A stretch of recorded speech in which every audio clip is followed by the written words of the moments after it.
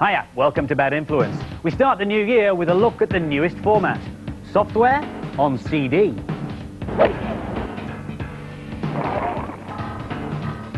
Our main review this week is the gorgeous-looking Echo the Dolphin on the Mega Drive. And I'll be explaining how powerful computers can be used to tinker with reality. But first, there's only one game so good it appears on practically every format. Any idea what game it is? Well, it first appeared on the Amiga in 1991. It's completely original and it stars these small furry creatures who've got suicidal tendencies. It is, of course, Lemmings. This is the original version on the Amiga. And they all drop from this trap door in the ceiling and you've got to guide them safely home to this door on the bottom right-hand side. Now, when they're in their first state, they just walk into things and walk off things. So you have to give them different skills.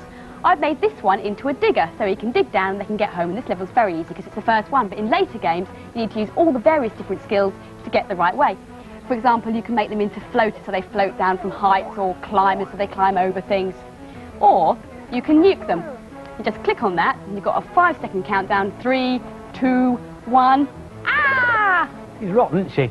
This is the same level on the Spectrum, which is a much older and simpler computer than the Amiga.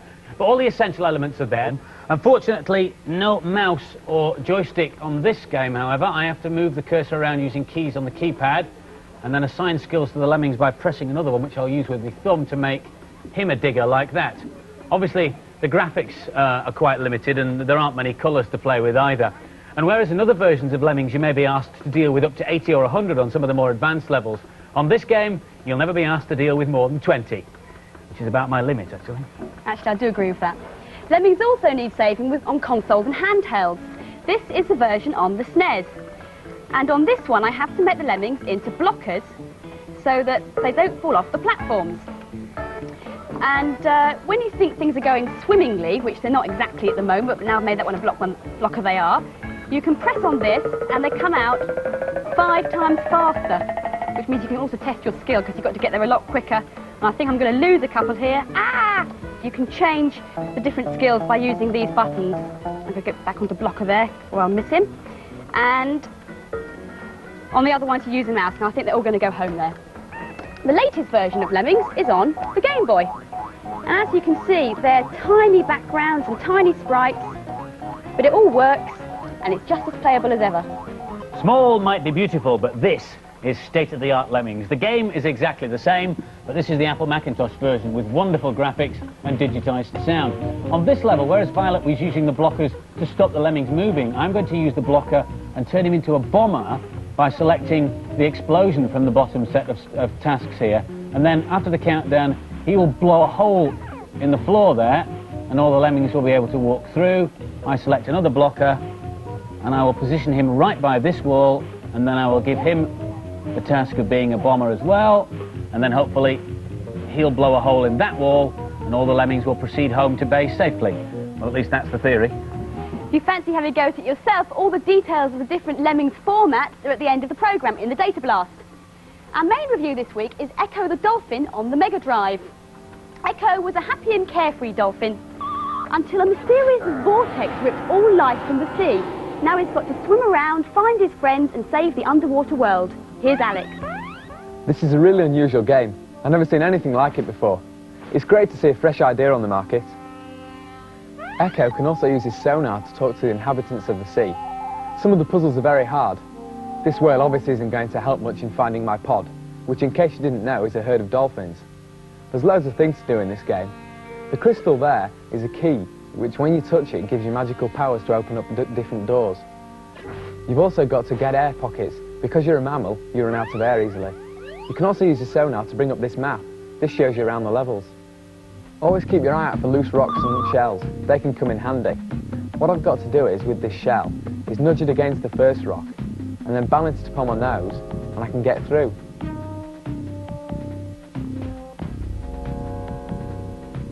There's loads of baddies on this level. These pufferfish you've got to headbutt and then you can get past them. Echo is fast, fun and very addictive. I gave this one 4 marks, and I'd definitely buy it. It'll last for ages.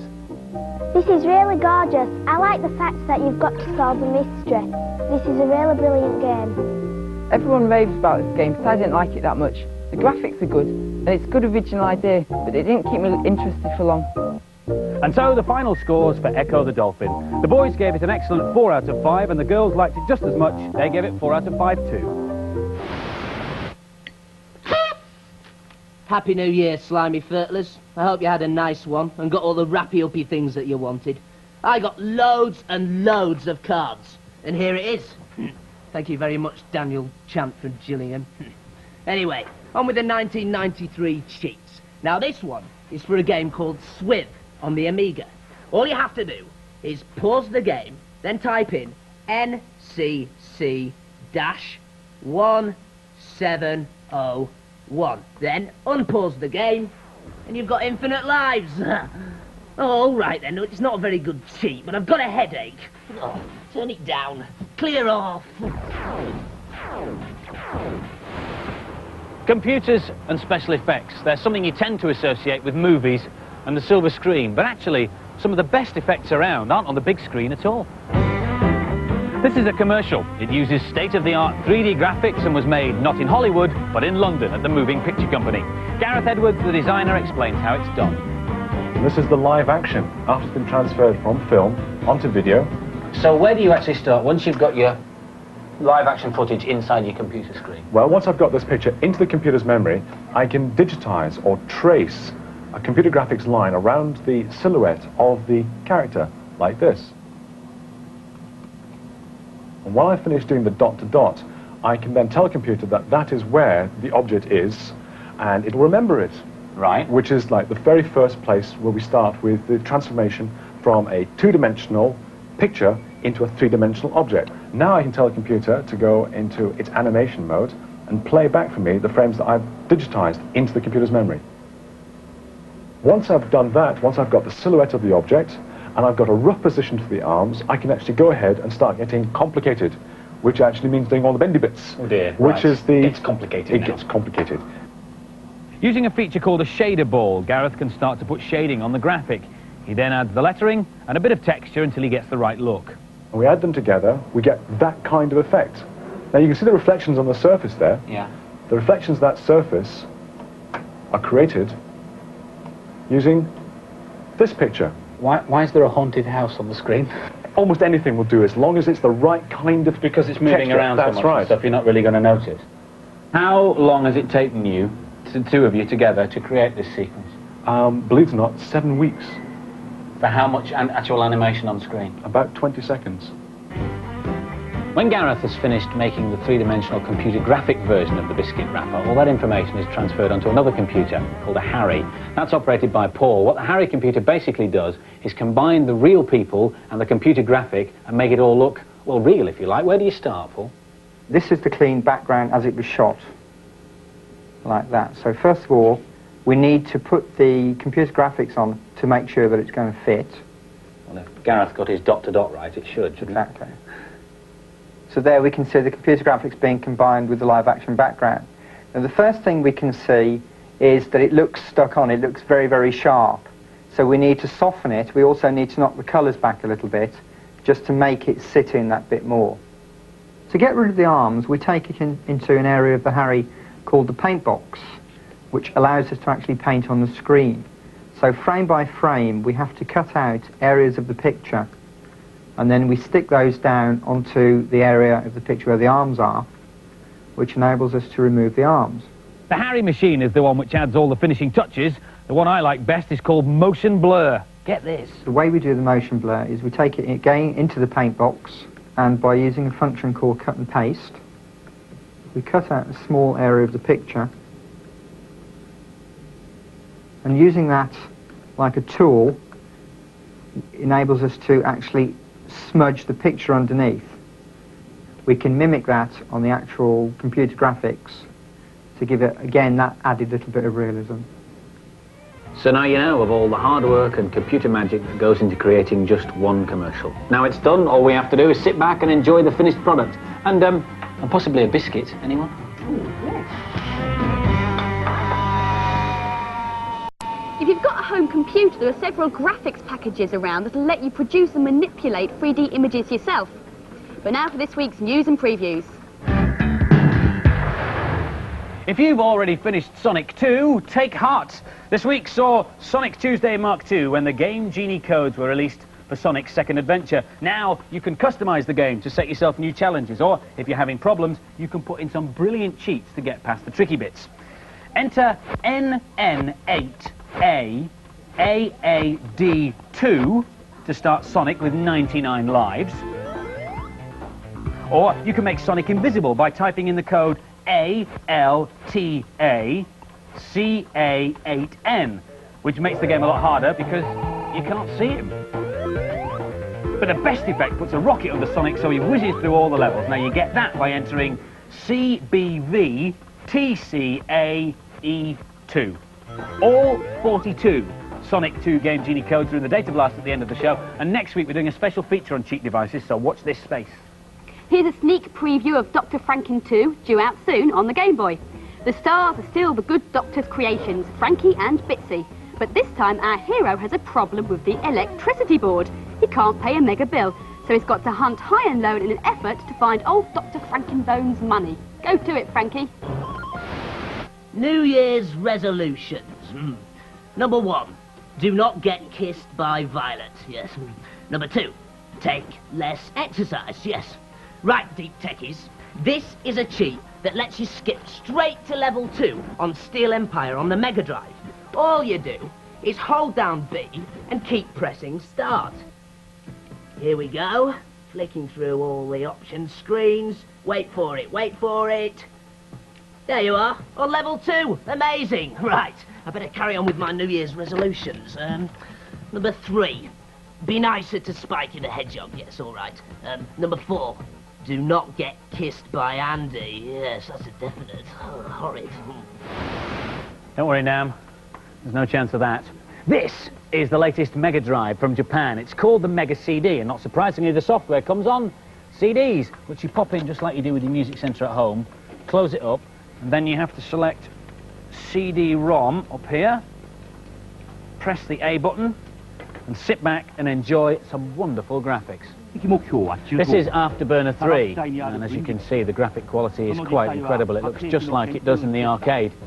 Amazing stuff. Mega CD games won't run any faster, but they will be bigger, and the reason is because you can get so much more information on a CD than you can on a standard console cartridge. For example, a CD could easily cope with all the information of this, the entire Oxford English Dictionary. In fact, this one does.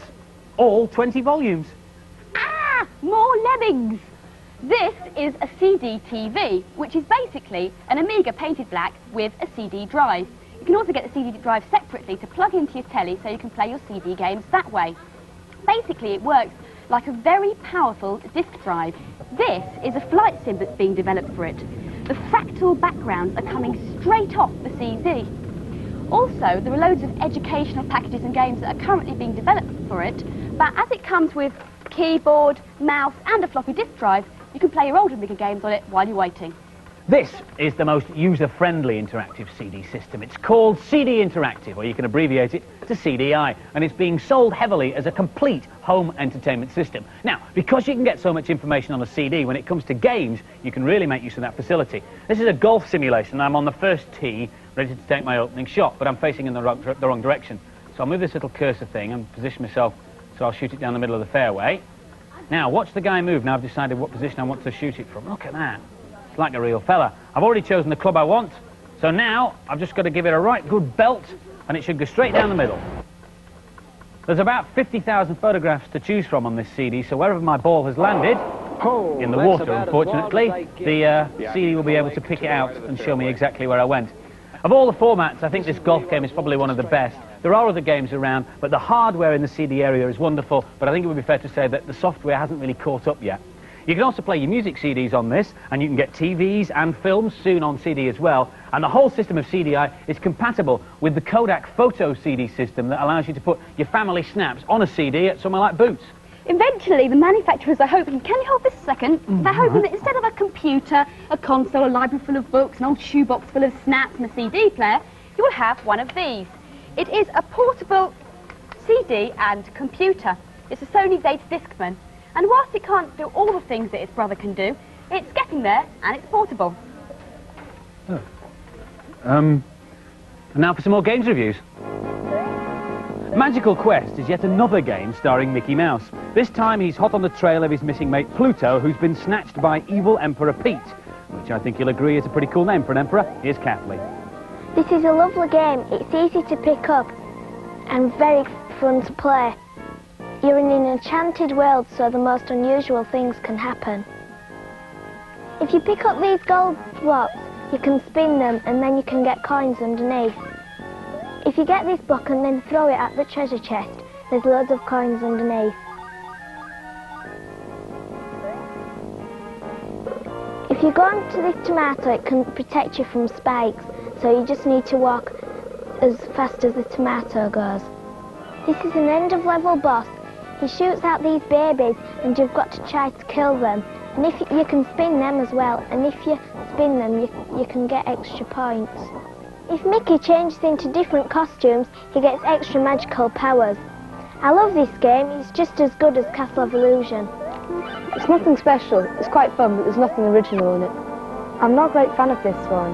It's not very interesting. It's just an average platform game. And the scores for Magical Quest, the boys gave it an average score of 3 out of 5, but the girls liked it a bit more and they gave it 4 out of 5. After all that conspicuous consumption over Christmas, here's a new game priced at a lean $7.99. The Galactic Warrior Rats, who actually look more like Galactic Warrior Globs to me, have a mission to find and destroy a computer which is set to blow up their world. Here's Matthew to help them. This game is fast and full of baddies. Lots of weapons to choose from if you've got enough money. And there's some really good touches in the gameplay. This is a very good looking game in parts. Although the music is a bit poor, the sound effects are excellent. It only slows down when the action is very full. Right, I'm just going through the door here. You can pick up credits when you kill enemies, and you can use these towards buying weapons, ammo, coolant which reduces damage from enemies, or orbits which follow you around adding power to your fire. As you can see, you can't really afford to stop shooting for very long. I think this game is great value and a real challenge, so if you don't like fast shooting games, it's definitely not for you. I like this. It's a playable, nice-looking game with great sound, and it's a bargain.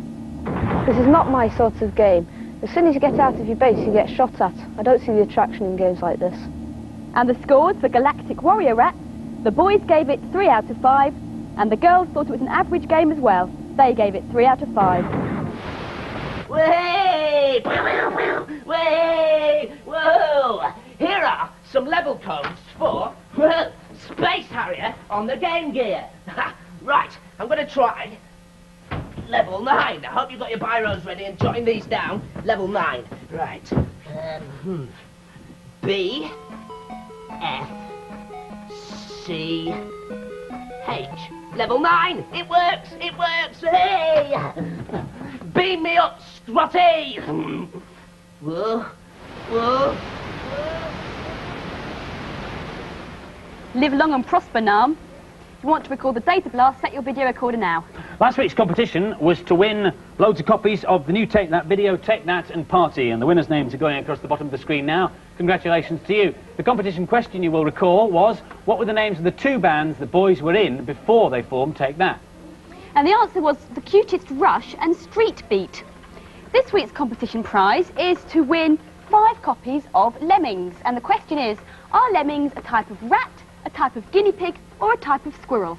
Send your answer on a postcard or a stuck-down envelope to the usual address. Mark's competition to reach us no later than next Monday, please. And don't forget to tell us what format you would like Lemmings on. Hope you've enjoyed the programme. We'll see you next week at the same time. Take care. Bye-bye. Bye.